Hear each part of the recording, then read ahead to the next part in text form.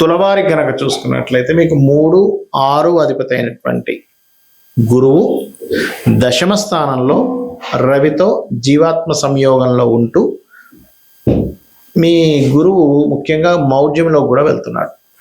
కాబట్టి 3, 6 అధిపతి దశమ స్థానంలో రవి గురువులకు కలయిక.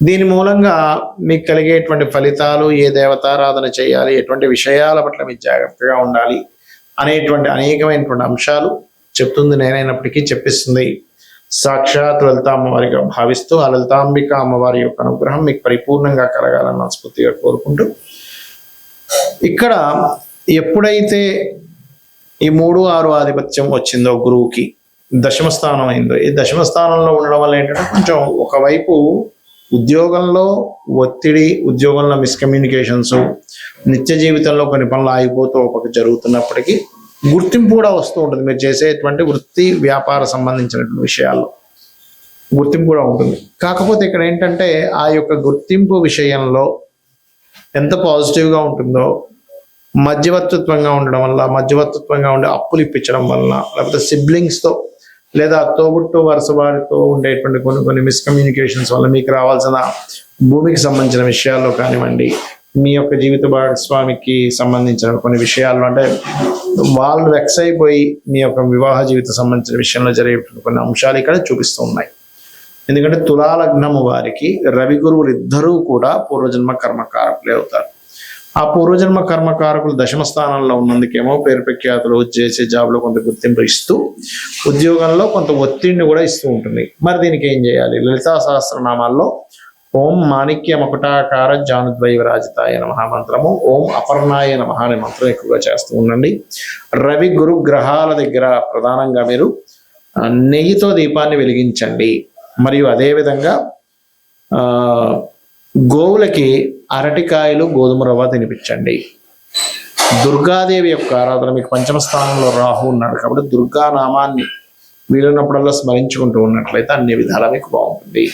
గోచారంలో జరిగేటువంటి గురువు కానీ శుక్రుడు కానీ ఉన్నప్పుడు దాన్ని మౌఢ్యమే అంటారు. మన జన్మజాతకంలో ఏదైనా ఒక గ్రహం గనక సూర్యుడికి దగ్గర డిగ్రీల్లో, అంటే మౌఢ్యమి కానీ ఇవన్నీ ఎందుకు వస్తాయంటే 8 డిగ్రీల లోపల కనుక ఉన్నట్లయితే, 8 నుంచి లోపల ఉన్నట్లయితే దాన్ని మౌఢ్యమి, అస్తంగత్వ దోషము అంటారు పర్సనల్ చార్ట్లో.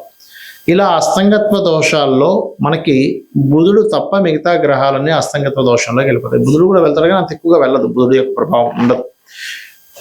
అయితే ఇక్కడ మనం ఒక్కొక్క గ్రహము అస్తంగత్వంలోకి వెళ్ళడం వలన ఒక్కొక్క ఫలితాలు వస్తాయి. ఆ విషయాలు జాగ్రత్తగా ఉండాలి. మీ పర్సనల్ చార్ట్లో గుర్తుపెట్టుకోండి. అది భావన ఏ భావంలో ఉందనేది వంటిది 12 భావాలు చూసుకుంటూ ఒక్కొక్క గ్రహం బట్టి కూడా ఉంటుంది. ఉదాహరణకి గురువే అనుకుందాం. మీ జన్మజాతకంలో గురువు ఏ ఆధిపత్యం వహించాడో, గురువు కనుక ఒకవేళ అస్తంగత్వ దోషం ఏర్పడితే ఏమవుతుంది అంటే, మీరు ఏదైనా స్కూల్స్, కాలేజ్ నిర్వహణ చేసేటప్పుడు కొన్నిసార్లు ఒక్కోసారి చూడ మనం బంగారం కొంటూ ఉంటాం. గురువు అస్తంగత్వ దోషంలో మీ జన్మజాతకంలో ఉన్నట్లయితే గోల్డ్ మీద ఇన్వెస్ట్మెంట్ చేయడం అంత శ్రేయస్కరం కాదు. పర్లేదండి రవి బాగున్నాడు అన్నప్పుడు కొంతవరకు 50-50గా ఉంటుంది. రవి కూడా పాడైపోయి గురువు కూడా పాడైతే గోల్డ్ మీద ఇన్వెస్ట్మెంట్స్ అనేవి చేయకూడదు, అస్తంగత్వ దోషంలో ఉన్న గురువు లేదా పాపకత్తిలో ఉన్న. అదేవిధంగా కొన్నిసార్లు అమావాస్య యోగంలో పుడుతూ ఉంటారు. అంటే అప్పుడు చంద్రుడు చాలా క్లోజ్ డిగ్రీల్లో సూర్యుడి దగ్గరికి వచ్చేసాడు, చంద్రుడేమో క్షేణ చంద్రుడే. అలాంటప్పుడు ఏంటంటే మీరు అమావాస్య నాడు పితృదేవతా సంబంధించిన కార్యక్రమాలు చేయడము. మరియు అదేవిధంగా మరొక విషయం ఏంటంటే ఇక్కడ వీటితో పాటు మానసిక సంబంధంగా అంటే కొంచెం మనసు మీద ఎక్కువ తీసుకుంటూ ఎక్కువ ఎమోషన్స్ అవ్వకూడదు అనేటువంటిది దాని అర్థం అనమాట. అదేవిధంగా కొంతమందికి కుజుడు చాలా క్లోజ్ కంజంక్షన్లో రవితో కనెక్ట్ అవుతాడు. అలాంటప్పుడు ఏమవుతుందంటే వీళ్ళకి సర్వసాధారణంగా తండ్రి కొంచెం అగ్రెసివ్గా ఉండడం, అదేవిధంగా మీకు ఆ పోర్ట్ఫోలియోస్ ఏమొచ్చే దాన్ని బట్టి ఉంటుంది. కాకపోతే ఇక్కడ ఏంటంటే ఏదైనా ఖాళీ ల్యాండ్లు, అందులో ముఖ్యంగా గవర్నమెంట్ ల్యాండ్స్ తీసుకుంటూ ఉంటాం యాక్షన్స్లో, ఆక్షన్ జరిగినప్పుడు. కాబట్టి ఆ ఆక్షన్లో తీసుకునేటువంటి ప్రభుత్వ సంబంధించిన ల్యాండ్స్ తీసుకునేటప్పుడు 1-4 సార్లు మళ్ళీ చూసుకొని తీసుకోవాలి, అందులో ఏదైనా దోషం ఉందా ఏంటి అనేటువంటిది.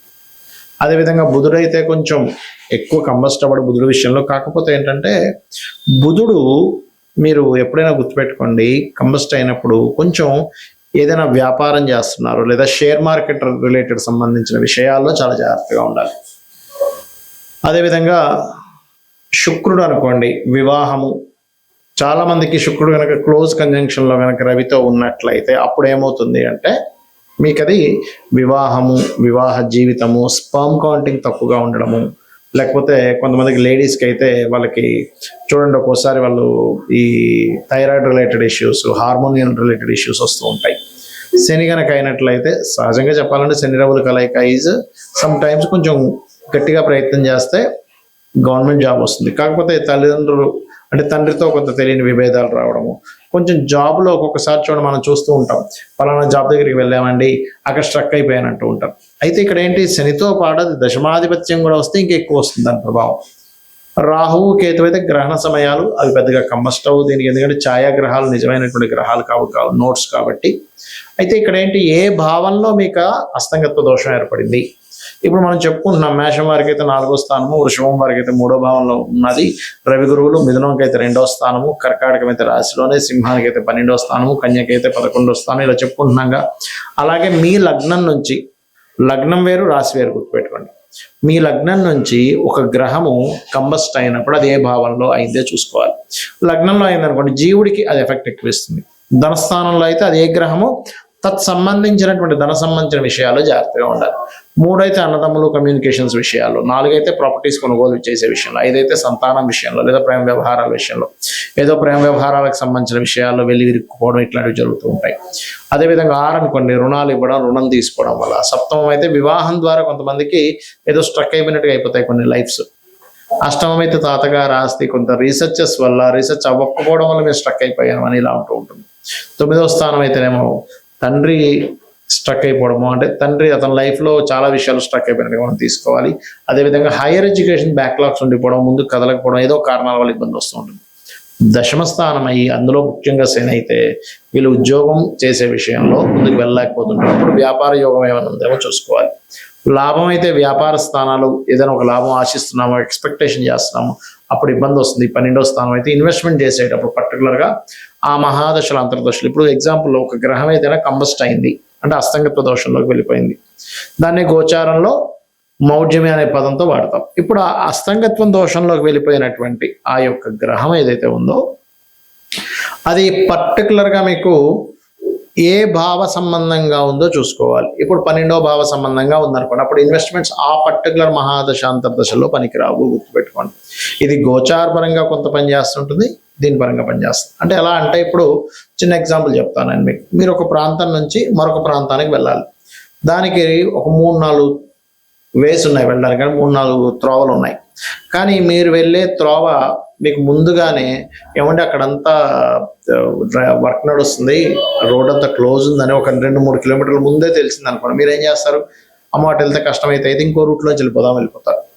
ఎలాగైతే మీరు వెళ్ళేటువంటి జర్నీలో ఒక కార్లోనో బైక్ మీద వెళ్ళేటప్పుడు ముందుగా తెలిసి అంత దూరం వెళ్ళి అయ్యో బ్లాకేజ్ ఉందా అని వెనక్కి వచ్చి మళ్ళీ ఇంకో రూట్లో వెళ్ళడానికి ఎలా అయితే మీకు పెట్రోలు, మనీ, శ్రమ సేవ్ అవుతాయి, ఇది ముందుగా తెలుస్తాయి. అలాగే జ్యోతిష్ శాస్త్రంలో కూడా మీకు పలానా మహాదశ అంతర్దశ వస్తుంది, ఇది ఇక్కడ కంబస్ట్ అయ్యి ఉంది, లేకపోతే ఈ గ్రహం ఇలా ఉంది, కాబట్టి మీరు ఈ విషయంలో జాగ్రత్త తీసుకోండి, ఖచ్చితంగా బాగుంటుందని చెప్పేదే జ్యోతిష్ శాస్త్రం. కాబట్టి ఈ విషయాల్లో జాగ్రత్తలు తీసుకోండి, అన్ని విధాలా బాగుంటుంది. శ్రీమాత్రే నమః.